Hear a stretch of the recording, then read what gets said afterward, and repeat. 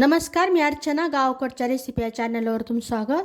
आम्ही तुम्हाला झटपट बनणारी चटणी दाखवणार आहे. प्रवासाला न्यायला किंवा अर्जंट भुकेसाठी बनवायला एकदम सोपी पद्धत, पण खायला एकदम टेस्टी अशी. इथं मी कांदा आणि टमाट्याचं सारखं प्रमाण घेतलं. टमाटो वाटलं थोडं कमी घ्यायचं, एकत्रच टाकायचं सुरुवातीला.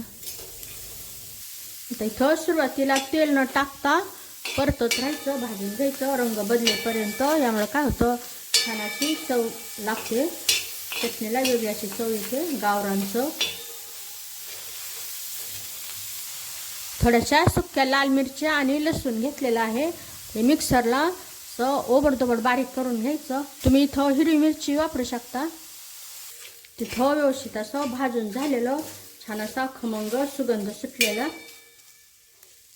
यामध्ये आता हे सुक्या लाल मिरच्या आणि लसूण बारीक केलेला, चवीनुसार मीठ, असं नुसतं मिक्स करून घ्यायचं. आता यावर आता तेल टाकायचं. तेल टाकल्यानंतर व्यवस्थित असं परतून घ्यायचं. परतत असताना ते बारीक करून घ्यायचे. यामध्ये टोमॅटो मीठ टाकल्यामुळं लगेच टोमॅटो मऊ पडायला सुरुवात होते. गॅस बंद करायचा. छान अशी चटणी तयार झालेली, एकदम मस्त.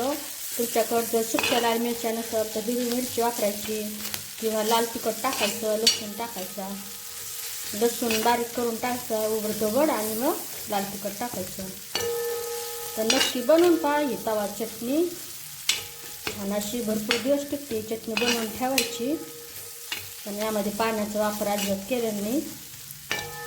वरण भातासोबत तोंडी लावायला, खिचडीसोबत तोंडी लावायला, किंवा भाकरीसोबत खायला, चपातीसोबत एकदम टेस्टी अशी चटणी बनवून पहा. कशी झाली ते मला कमेंटमध्ये सांगा.